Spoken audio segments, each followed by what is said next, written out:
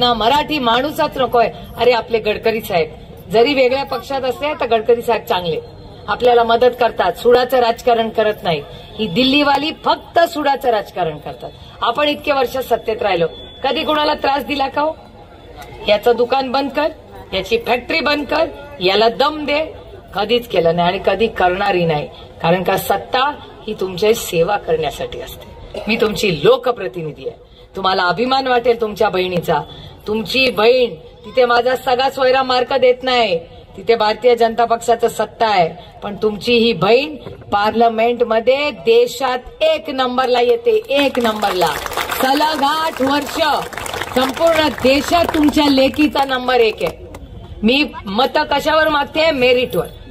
मी copy करून pass नाही होणार, मेहनत करके पास होंगी. माझं काम बघा, माझा संपर्क बघा.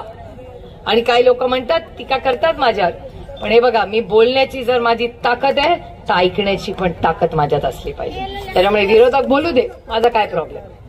मी सत्यमेव जयते. सुप्रिया सुळेची सबसे बडी ताकद मेरी ईमानदारी आहे. मी म्हणत नाही, भारतीय जनता पक्ष म्हणते. काय तर माझ्या पण मागे लागली असते आतापर्यंत. बरोबर आहे की नाही? माझ्या मागे का नाही लागत? तर मला नडत पण नाही. कारण का मी 2 पैशाचा कुणाचा चहा पित नाही ना 2 पैशाचा कुणाला पाजत. मी तुमची सेवा करण्यासाठी इथे आले.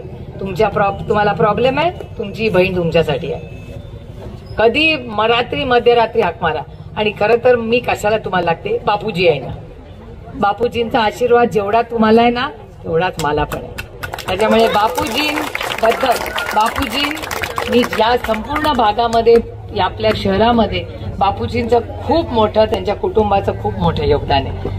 आणि बापूजी की त्यात नगराध्यक्ष राहिल्या या आपल्या बारामतीच्या. आणि या सगळ्यांनी विकास झाला का? तर झाला, सगळ्यांनी मिळून केला. आज काडीमोड झाली म्हणून मी नाही म्हणणार त्यांनी काही नाही केलं. मी खरं बोलते, मी रामकृष्ण हरिवाली आहे. जो अच्छा है अच्छा अच्छा करूंगी. मी गडकरी साहेबांबद्दल पण चांगलं बोलते, तर दुसऱ्यांबद्दल का नाही बोलणार? जिसने जो किया है किया है. बट जे खरं आहे ते खरं आहे, जे खोटं आहे ते खोटं आहे. त्याच्यामुळे दमदाटी नाही चलेगी. आणि मी एक तुम्हाला सांगते, कुणालाही दमदाटीचा फोन आला तर फोन घ्यायचा आणि सांगायचं रॉंग नंबर. तुम्ही सुप्रियाताईंना फोन करून दम द्या, आम्हाला दम नाही द्यायचा. आणि घाबरू नका हो, आपण रामकृष्ण हरिवाले. कशाला घाबरायचं? ज्याला कर नाही त्याला कसला डर. बरोबर आहे? त्याच्यामुळे कुणाची पत्रकार मला विचारतात दमदाटी होते का, होते का? म्हटलं तुम्ही प्रश्न विचारता याचा अर्थ होते ना. लोक बिचारे घाबरतात. सत्तेतल्या लोकांना घाबरतात. लोक वाटतील काय करतील आपल्याला.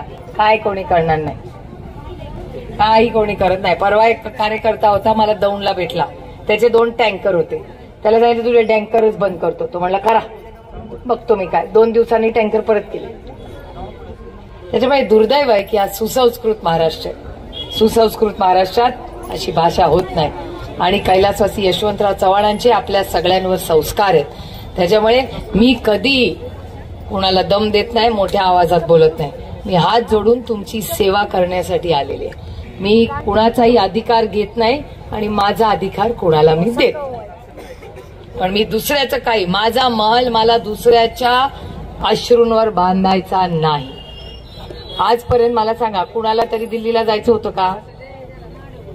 खासदारकी कुणाला तरी मी सोडून लढायची होती का? सगळ्यांना विचारलं होतं. सगळे काय म्हणायचे?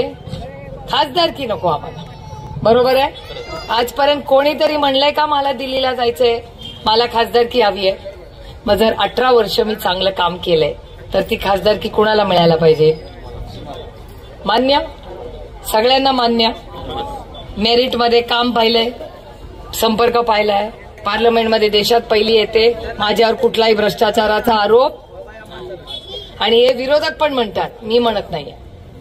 आणि मान सन्मानाने तुमची सेवा करण्यासाठी मला खासदारकीला मदत करा, हे मी तुम्हाला विनम्रपणे सांगायला आले. आणि त्याच्यामुळे माझं आता पक्ष चिन्ह दोन्ही गेलं काय.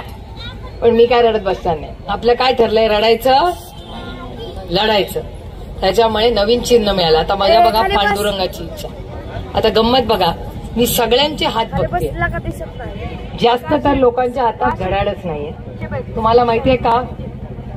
कारण का आता वेळ ही मोबाईल मध्ये दिसते. माझ्या मुलाचा बापूजी 18वा वाढदिवस आणि 21वा वाढदिवस. मी जरा पुराने विचाराची. माझ्या मुलाला 18 वर्षाचे झाले की मी पेन दिलं आणि 21 झाले की माझ्या मुलीला घड्याळ घेतलं. तर माझा मुलगा जेव्हा 21 वर्षाचा झाला, मी म्हणलं विजय तू 21 वर्षाचा झाला, 18 वर्षाची पेन दिलं होतं अक्षर चांगलं व्हावं म्हणून. आता तुझी बहिणीला मी 21 वर्षी घड्याळ दिलं होतं, तुला पण आपण घेऊया घड्याळ. तो म्हणला मम्मा मला घड्याळ लागत नाही आता. म्हणलं का रे? तो म्हणला मम्मा मोबाईल मध्येच सगळं चालतंय, आमचं बँक पण मोबाईल मध्ये, व्हॉट्सअप पण मोबाईल मध्ये, तुझा फोन नंबर पण मोबाईल मध्ये आणि वेळ पण मोबाईल मध्ये, सगळंच मोबाईल, कशाला पैसे खर्च करायचे. म्हणलं बरोबर आहे. मध्ये जेव्हा मला पाहिजे तेव्हा मी मागून घेईन, आता मला नको.